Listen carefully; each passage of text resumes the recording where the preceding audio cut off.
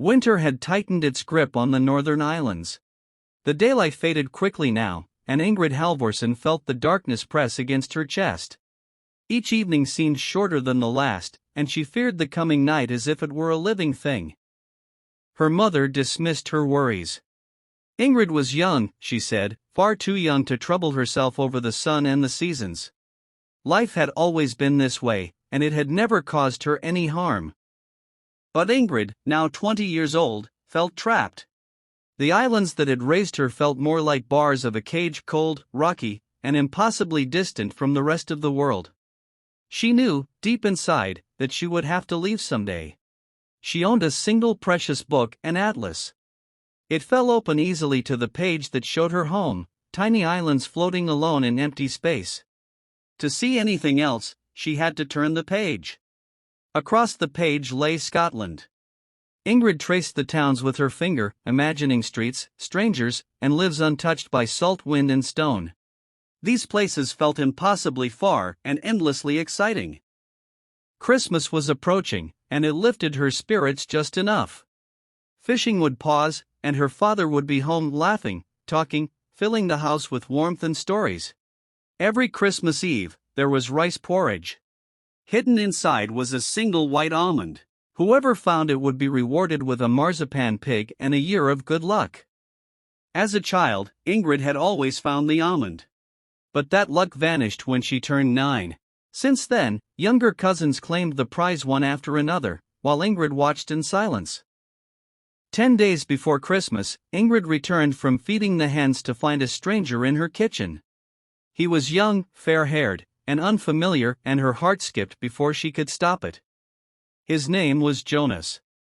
He had arrived from Iceland on business with her father. He spoke politely, carefully, as if trying not to take up too much space. Then the storm came. Wind battered the islands, and the sea turned wild. Jonas could not leave. He would stay with them until the weather allowed his ship to sail. With Jonas in the house, Ingrid found no peace. When he was near, her thoughts raced. When he was gone, she missed him just as fiercely. 2 days before Christmas, Ingrid and Jonas were left alone. She sorted rice by the stove while he warmed himself by the fire, and the silence between them felt heavy and electric. Ingrid spoke of her dreams, of sunshine, of distant lands, of a life beyond the islands. Jonas listened closely, saying little, watching her as though memorizing every word. He told her he had lived abroad, studied in Germany, seen the world. It wasn't entirely true, but he wanted her to see him as someone more. On Christmas Eve, Ingrid insisted on making the porridge herself. She hid the almond carefully, convinced that if she found it, her future would finally begin. When the moment came, Ingrid claimed the almond. The marzipan pig sat before her, but it felt smaller than she remembered.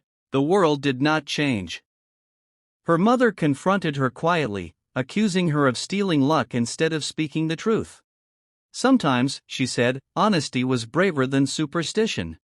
By December 26, the sea had calmed. Jonas prepared to leave. Ingrid told herself it had all been foolish, a dream that would soon fade. Before he left, Jonas admitted the truth. He had never been to Germany. He had lied, not for adventure, but for her attention.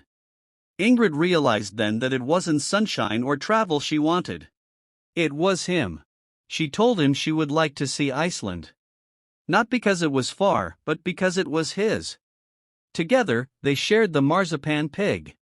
And in that quiet kitchen, they found the luck they had both been hoping for.